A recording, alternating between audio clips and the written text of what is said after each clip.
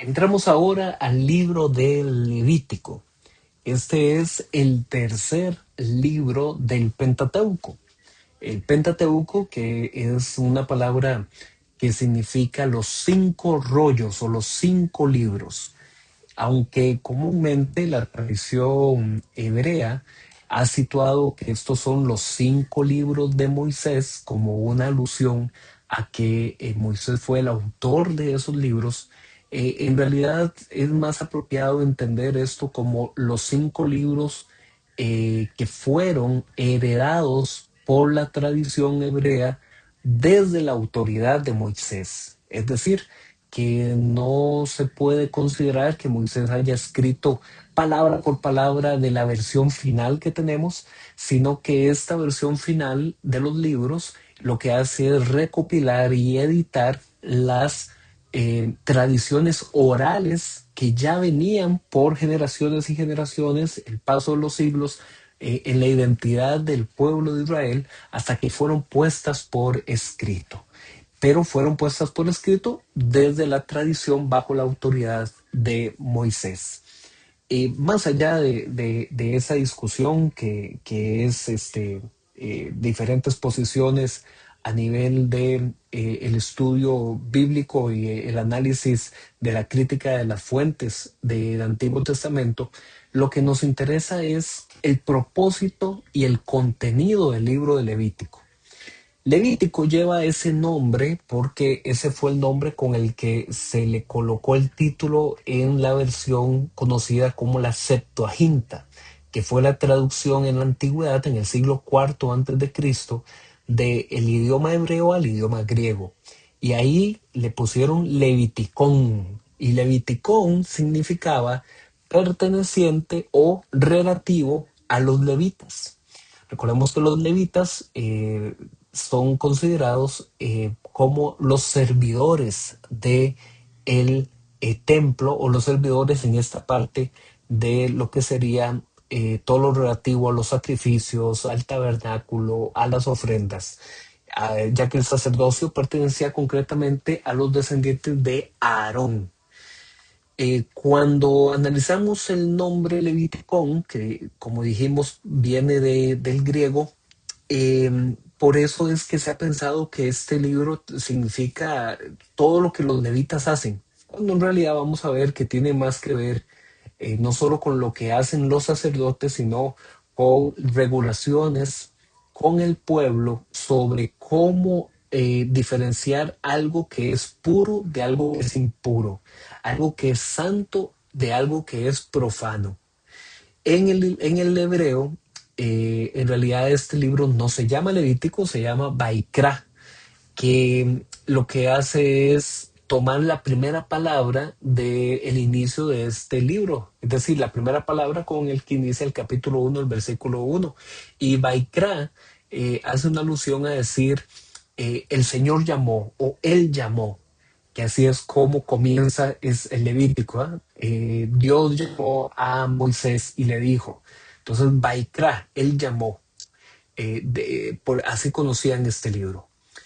Eh, Aquí en Levítico se presentan las leyes que se dieron durante ese año en que el pueblo acampó frente al Sinaí. En Levítico vamos a encontrar lo que se ha denominado el Código de Santidad, porque aquí la santidad se expresa como la limpieza física. Por eso es constante las alusiones a que los animales que se entregan en el sacrificio tienen que ser perfectos, sin ningún tipo de defecto, porque tenían que ser santos, y la santidad estaba asociada con un tema físico, con un tema del cuerpo. También las personas que se presentaban tenían que presentarse con esta limpieza física. Este libro entonces contiene instrucciones sobre los sacrificios, la vida religiosa, el ordenamiento civil y social del pueblo de Israel. El trasfondo histórico, como ya lo hemos dicho para toda esta sección del Pentateuco, es durante la segunda mitad del segundo milenio antes de Cristo. Es decir, podemos situarnos entre la cultura de los años 1500 al 1200 antes de Cristo, en toda esa gran franja de historia de esos 3 siglos entre el 1500 y el 1200 antes de Cristo, ahí es donde nos estaremos situando. Algunos un poco más aventurados han querido colocarle una fecha del año 1400 para decir que en el 1400 es que se llevó a cabo los hechos que vemos en Levítico. Eso no tenemos forma de afirmarlo, pero sí que en esa franja de trasfondo histórico entre el 1500 y el 1200 antes de Cristo. Ok, entrando ya propiamente en materia, en el capítulo 1 de Levítico encontramos la continuidad sobre la narración del final del Éxodo. Recordemos que al final del Éxodo ya se levanta el tabernáculo y entonces la nube de la gloria de Dios, el cabot de Dios, eh, entra ahí al tabernáculo. Y Moisés entonces en Levítico 1 es llamado por Dios a que se acerque a la tienda de reunión o al santuario, dependiendo la versión que se esté utilizando, y Dios le manda que comunique a los israelitas las instrucciones para presentar los sacrificios de holocausto. Holocausto significa cuando un animal es quemado. El holocausto de expiación personal consistía en poner la mano sobre la cabeza del animal antes de sacrificarlo como una forma de identificarse de que el animal va a morir en mi lugar, y esto servía para el perdón del pecado. Aquí la expresión expiación o kippur significa obtener una limpieza, por eso era un sacrificio de expiación para que la persona que lo ofrecía quedara limpia, y esa limpieza era una limpieza ritual. Las ofrendas que se mencionan, que vienen del término corbán, podían ser de ganado vacuno, podían ser de ganado ovino, es decir, ovejas, o podían ser aves. En Levítico 2 se menciona la posibilidad de presentar ofrendas de grano de cereales, ¿sí? Y viene entonces la descripción de cómo es que se deben presentar estas ofrendas de grano o estas ofrendas de cereales. En Levítico capítulo 3 se indican las partes de los animales que se deben presentar al fuego del altar cuando se presenta una ofrenda de paz o una ofrenda de comunión para Dios. Podían ser vacas, podían ser ovejas o podían ser cabras. En Levítico 4 se describen los sacrificios de perdón cuando se ha quebrantado involuntariamente la ley de Dios. Y si el pecador que quebrantó la ley fue un sacerdote ungido, deberá ofrecer un ternero sin defecto. Si más bien quien quebrantó la ley fue todo el pueblo, como una comunidad, también deberán presentar un ternero entero, sin defecto. Si quien quebrantó la ley fue un jefe, un gobernante, deberá presentar un macho cabrío sin defecto, pero si fue un israelita en particular, deberá presentar una cabra. Así es que en este libro de Levítico ya lo que se comienza a perfilar es la importancia de que el pueblo tenga algo en cuenta. Con todos estos sacrificios, la idea es que el pueblo aprenda algo. Todo pecado tiene consecuencia. Y como vamos a ver después en el Nuevo Testamento, la paga del pecado es muerte.